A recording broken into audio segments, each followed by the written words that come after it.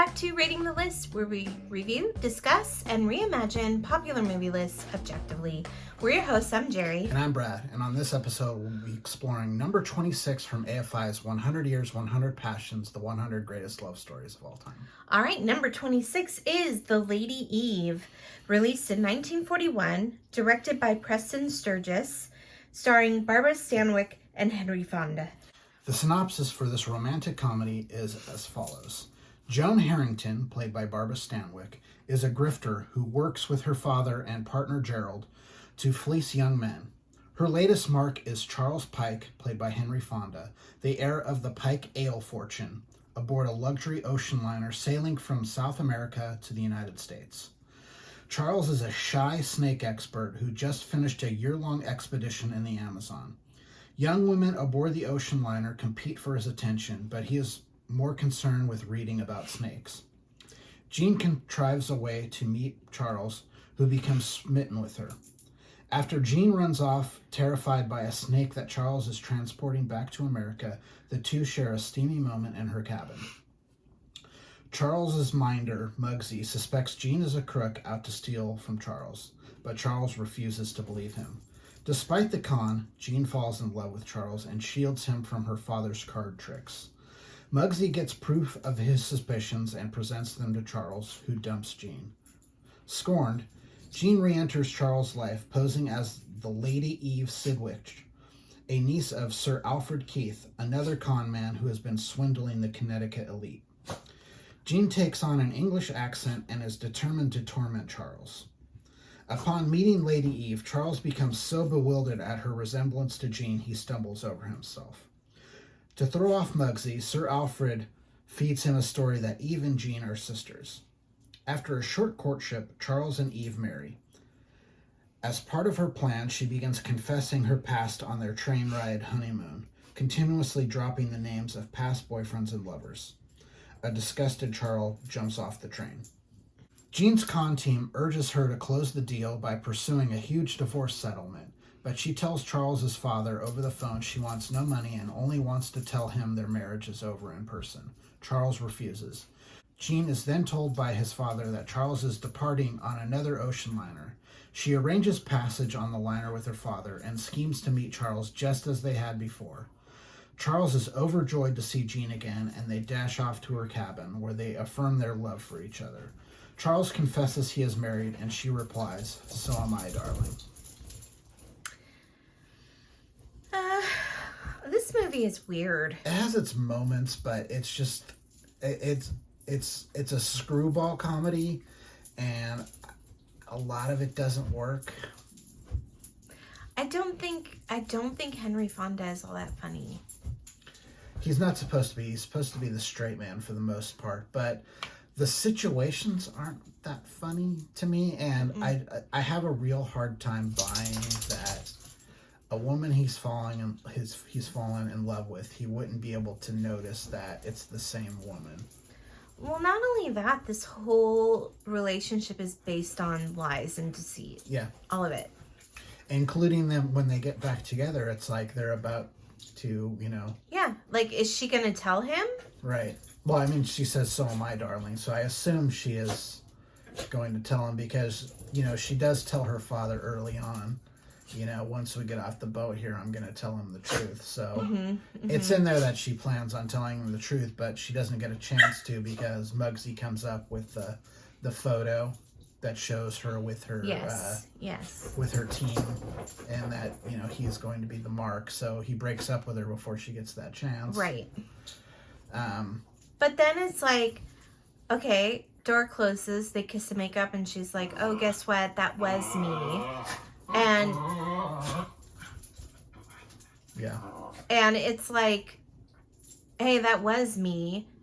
Right. And he's supposed to be okay with that? Yeah, like, "Hey, guess what? We're already married." Yeah, like, wait, what? It just doesn't make sense to me. The whole love story just doesn't make sense at all. And it just is like, she's trying to con somebody and then she really falls in love with him.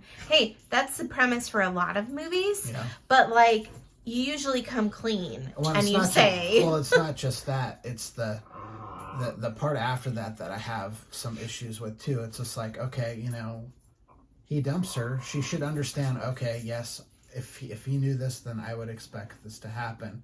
But then, like, it's like, it becomes like a revenge thing rather than, instead of like the whole... Oh, like, you're going to dump me? I'll teach you. Yeah, instead of the premise being, you know what? I'm going to introduce my way back into his life by pretending to be another woman again.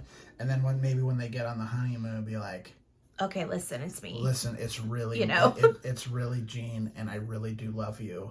Yes. And all of that. But then it's like, that wasn't the whole point of it.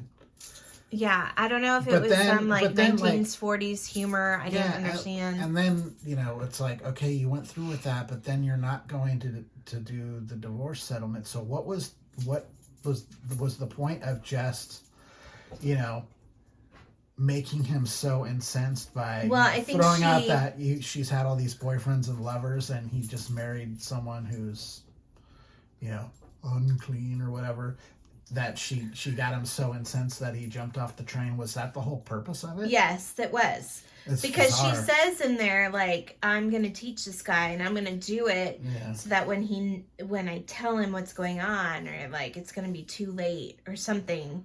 I remember her saying something like that. It's just weird. And then I think she realizes, okay, well, that was kind of dumb, and that's why she doesn't take his money. But it's just how it's number 26 on the list. Yeah, I don't understand. Like, either. I could name Titanic, way better love story than this love story. Bridges of Madison County. Bridges of Dirty Dancing. There's a lot. Like, there's a lot. There's a lot at this point. This should not be at least this far down on the list. Could I see it on their list? I could sure, maybe in the high 80s, maybe. Yeah. But not number 26. Yeah, the one thing I've been noticing a lot about these AFI lists is they really lionize older movies, which is great. Yeah. These movies should be, you know, there needs to be someone who cultivates lists that encourages people to see older. They're you know, these ever since part of this is because of the demise of the video store. Yeah, is you have conversations with younger people, like in their 30s and their 20s. They just don't even realize how many movies exist, and they really don't watch anything that came out before the year 2000. It's like, there are literally thousands thousands of movies, and some of them are absolutely fantastic, and you are really robbing yourself of a film going experience if you're not watching older movies. Yes, for sure. Now, not every older movie is worth a watch, and not every older movie is good, and you shouldn't just have a place on a list just because you're an older movie. Like, this movie should not be at number 26. But, like, let's say you're a young person, and there's a girl I follow on TikTok who's a younger person. She's in college, and she's, like, going back and watching old movies. And, like, what if she turned to this list and was like, I'm going to watch all these movies on the AFI love story list. Right. Like, I don't feel like that's a good, accurate representation of love stories in cinema.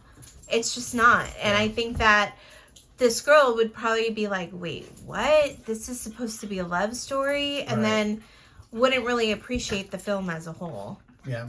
I would think. Yeah, I agree. You know? Yeah, so with this movie, there was some sharp wit, which I enjoy. Which is, Preston Sturges falls into this whole kind of, like Jerry was talking about on a previous episode, where the dialogue is very crisp and sharp and witty and pointed sometimes, and Preston Sturges is one of the guys who, is kind of known for this. Mm-hmm.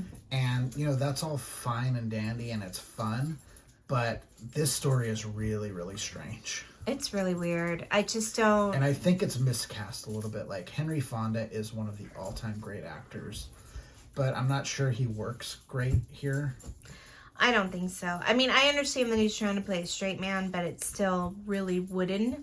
Yeah. It's a very wooden performance. And even her, like, I know that she's, like, a big to do back then, but She was fine. She's okay. Yeah, that's all I really have to say about this movie. Yeah. I'm very, very disappointed that it's number 26. Yeah. I feel like it robbed somebody of its place. Yeah. I gave this one a 58. Jerry gave it a 45, so the list score is 51.5.